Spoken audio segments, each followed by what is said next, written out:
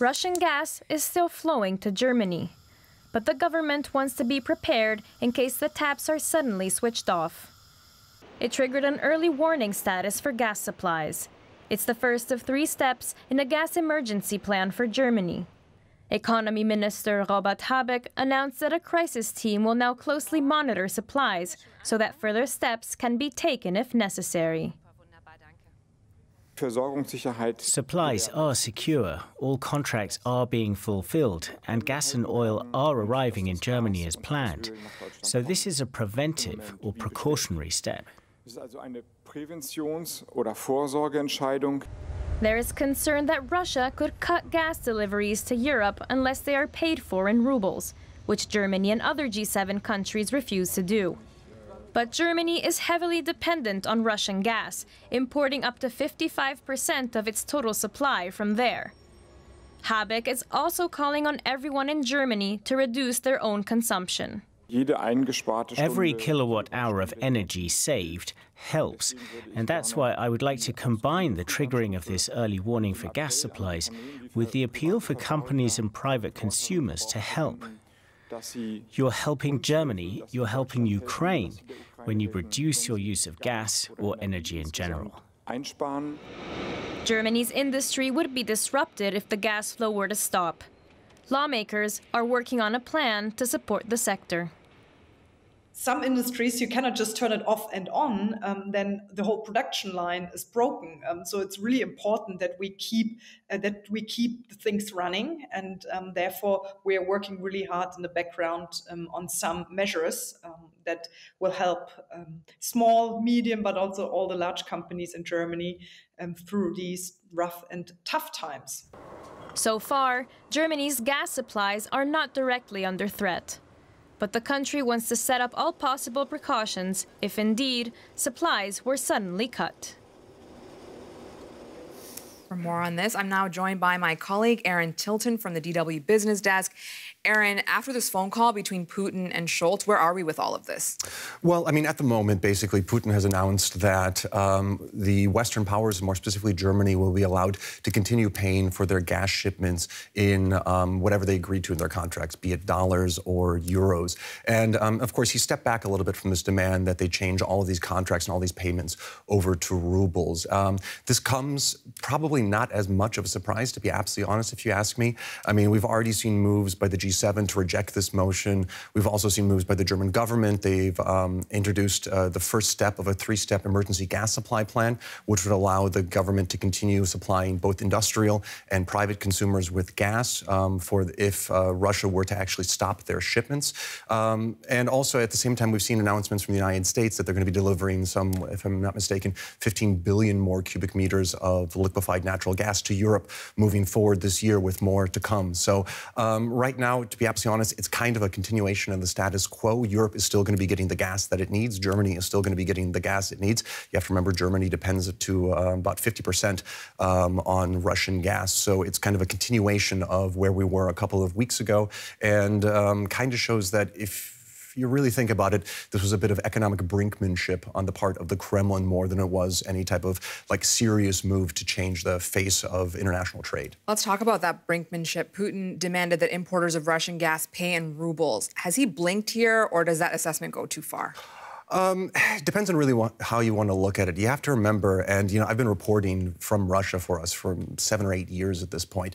A lot of these messages that we hear from the Kremlin are more intended for domestic consumption more than they are international consumption. You really have to look at it from the viewpoint in Moscow. I mean, the economy was already in trouble before the Ukraine crisis, and then they got hit by these massive economic sanctions, and that's really created incredible difficulties for them at home. So they needed a way to kind of change the messaging, show people at home that they're pushing back against these sanctions, pushing back against Western powers. And by demanding that Western governments actually start paying in rubles, it was a good way to show the public, look, we're doing something about this. We're flexing our muscle to a little bit. But, it was never really a practicable solution, at least in the short term. I mean, these contracts are signed. The ink is already dry on them. And with all this pushback from the G7 and from other international consumers, there really wasn't a chance for the Kremlin to, change the logic in such a short period of time, because you have to remember, the Kremlin and the Russian government are dependent to 50% on the sale of natural gas and oil abroad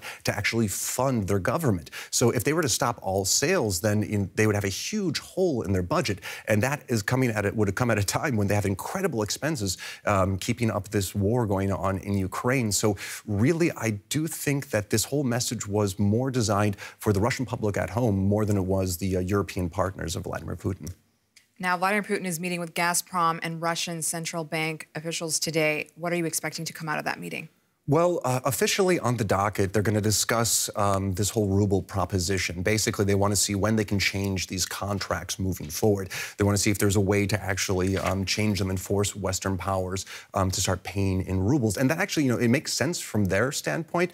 I mean, before the Ukraine crisis, or actually when the Ukraine crisis started, we saw the ruble go into free fall. I mean, it was typically trading at around 90 rubles to the euro going up to the conflict. But when the conflict started, it tanked. It fell to historic levels. I mean, at one point, 150 rubles were what got you a euro, right? And that has an incredible effect both on Russian businesses and consumers as well. But we've seen a lot of stabilization of that recently. So, a lot of the impetus and kind of the wind has kind of been taken out of their sails because of that, because their economic situation has stabilized to a certain extent. So I do think we're going to see a continuation of these attempts to change the contracts, but I don't think there's going to be the same kind of pressure that we've seen in previous weeks.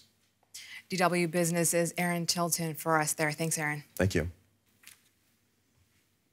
With the invasion of Ukraine raising concerns about energy security, fossil fuel producers in countries, including the United States, are hoping for a boom. Despite President Joe Biden's plans to invest in renewable energy sources, the White House says the U.S. expects to export more gas and oil to Europe. DW Washington Bureau Chief Ines Pohl traveled to the state of North Dakota to find out how producers there hope to cash in on the renaissance in fossil fuels. It's a race against time. In the midst of a worldwide energy crisis, the question is how the Western world can secure its energy supply. For more than half a century, North Dakota's energy industry has been a major contributor to the U.S. economy. The state is the second leading producer of oil in the U.S., just after Texas. It pumps over 1 million barrels a day, even more than Venezuela. Tioga is mainly an oil production area. If oil was gone, it'd be just a farming community, just like the rest of most small areas in North Dakota. So it's very vital for the identity right now. But North Dakota is not just a major source of non-renewable energy. To fight climate change, money has also been invested in green energy, like wind turbines, over the last several years. Paul Jensen is an advocate for renewable energy. As you can probably feel today, we have a very high wind capacity factor here in this state. The wind blows continuously. We call it the Saudi Arabia of wind. More energy independence is better for us. That will also make more fixed prices, and competitiveness will be improved.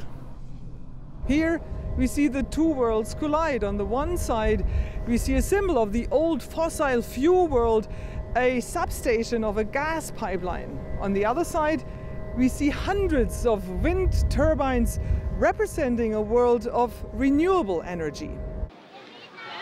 In Bismarck, the state capital, Pam Trellig has a different take. She works for a labor union that represents oil and pipeline workers. Right now, with the war going on in the Ukraine, we're actually seeing an uptick on a push toward fossil fuel energy, not the green power, because it's so available and it's readily produced here in the state of North Dakota. There is a greater voice for fossil fuels, and the United States can produce what we need plus export more. As the world scrambles to find more sources of energy, fossil fuels here at least seem to have the edge. Facilities like this one in Barcelona could play a key role in breaking Europe's dependency on Russian natural gas. They're some of the oldest plants in the bloc for processing liquefied natural gas.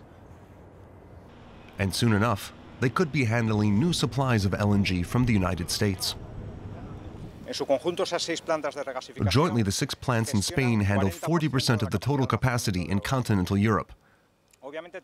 Having this kind of infrastructure in a gas system adds flexibility and reinforces the supply compared with systems in other European countries, which have a total dependency on physical infrastructure, such as pipelines. The U.S. has announced it will boost its LNG shipments to the EU by 15 billion cubic meters this year. With further supply increases on the way, it's a step in the right direction, but pivoting the EU's energy mix to the West is a mammoth task. It's not going to be easy, that's for sure.